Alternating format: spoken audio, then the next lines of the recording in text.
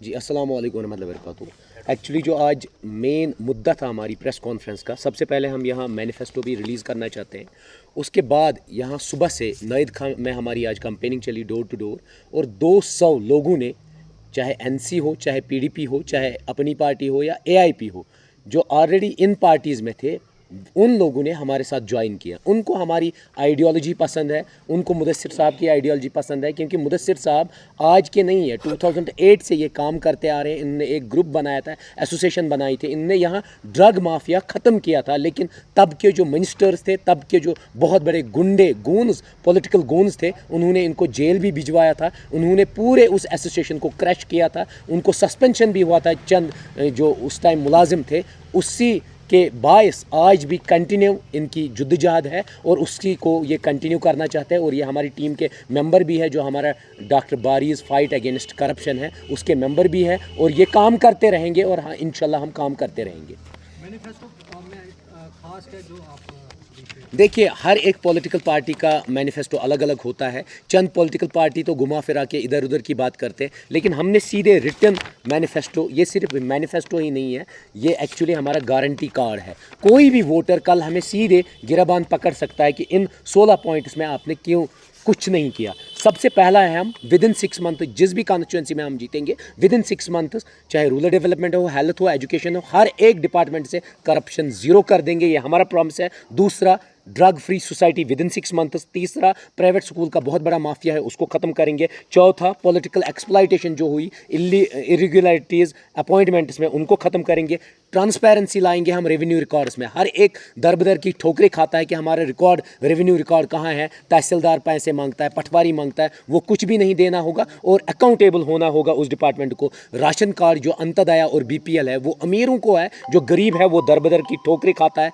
जो बेचारे गरीब लोग हैं, उनको अफोर्डेबल इलेक्ट्रिसिटी है ही नहीं, उनको हम अफोर्डेबल करेंगे, उनको कनेक्ट कराएंगे वो अंत्योदय और बीपीएल कार्ड्स के जरिए। और लोकल मिनरल्स यहाँ से आप देख रहे हैं, यहाँ से सैंड, बोल्डर, बाजरी कितनी महंगी मिल रही है, उनको लीज पे दिया जाता है, जम्मू के लोगों को, बाकी कंट्रीज़ के लोगों को, लेकिन यहाँ के लोगों, लोकल लोगों के लिए वो है ही नहीं। एक मकान तैयार होता है 18 लाख में, जिसकी एक्चुअल कास्ट इंशाल्लाह फिर बनेगी उस कॉन्स्टिट्यूंसी में 6 लाख में वो इंशाल्लाह बनेगा। उसके बाद हेल्थ केयर में कितनी मतलब धांधलियाँ हैं, डॉक्टर्स फेक है एग्रीकल्चर में, या ये हॉर्टिकल्चर बेल्ट है। आप कोल्ड स्टोरेज माफिया देखिए, फर्टिलाइज़र, पेस्टिसाइड्स, हमें जो छिड़काव करते हैं दवाओं की, कुछ नहीं होता है, हमारे बाग ख़राब होते हैं। मैं चाहता हूँ प्योर हर एक चीज़ मिले, और हमारा जो क्रॉप है, यील्ड है, उसमें एक्चुअल रेट्स मिले, वो दलाली सब खत्म हो जाए। उसके बाद जो कंट्रैक्चुअल्स है, डेलीवेजर्स है, वुमेन को एक्सप्लॉइट किया जाता है, या वल्नरेबल ग्रुप है, उन पे हमारा मेन फोकस रहेगा। या ओपन मेरिट कैटेगरी, जो कोई भी पॉलिटिकल पार्टी बात नहीं करती है, हम सबसे पहले मुद्दा उसी पे उठाएंगे। अगर ओपन मेरिट के 70% पॉपुलेशन है, तो उनको सिर्फ 30%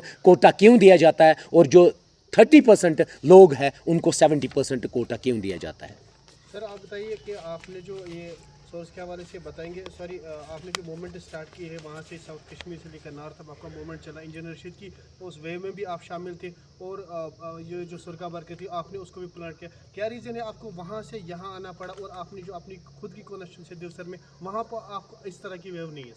देखिए, अगर आप कहेंगे मैं हर एक ओप्रेस्ड और सप्रेस्ड लोगों के साथ रहता हूँ।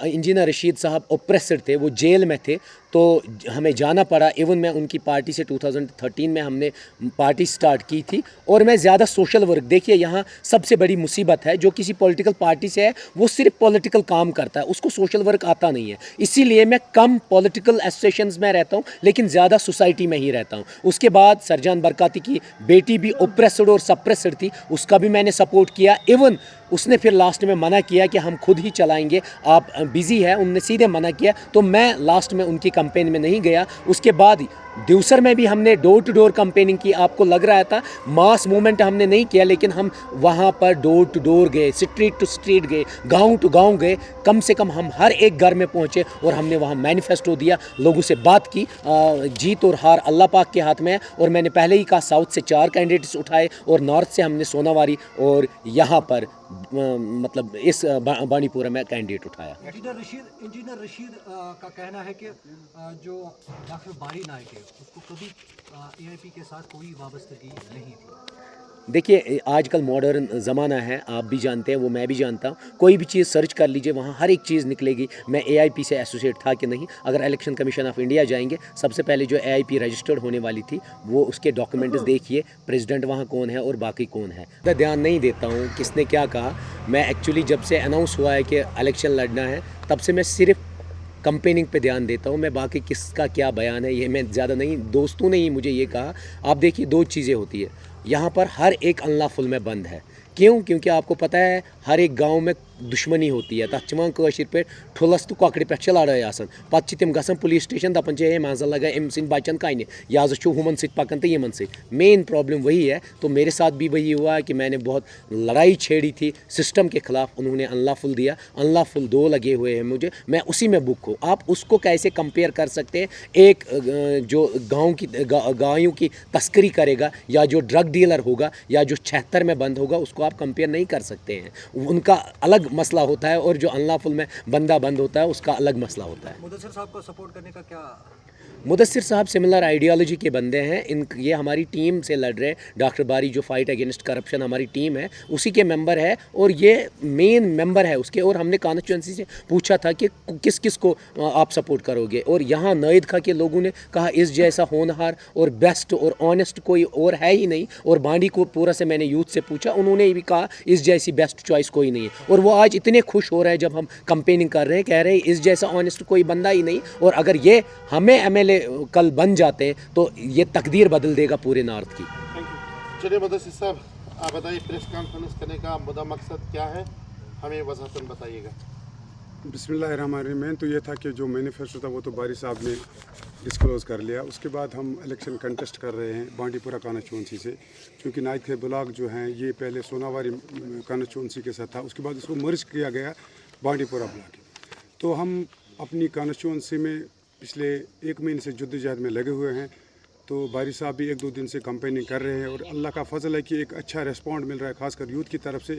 और अगर ऊपर वाले की मर्ज़ी होगी, हमारी कोशिश है, तो इंशाल्लाह आने वाले वक्त में हम एक यूथ जो मायूस हुआ है पिछले पॉलिटिशियनों से, उनको एक उम्मीद सी लग रही है। और इंशाल्लाह हम एक कोशिश में लगे हुए हैं कि जो करप्शन फ्री, अभी समाज को चाहिए कि करप्शन फ्री, हमारे को जितने भी प्रॉब्लम्स इसके बगैर भी हैं उसके लिए हम दोनों साथ लड़ेंगे इंशाअल्लाह रहमान। और जो ड्रग पेडलर्स हैं उसके ख़िलाफ़ इससे पहले भी 5-6 साल पहले एक इस्लाही कमेटी हमने बनाई थी और एक रिवोल्यूशन सा आया था, लेकिन वो पॉलिटिकली फिर उसको डिसंगेज किया गया।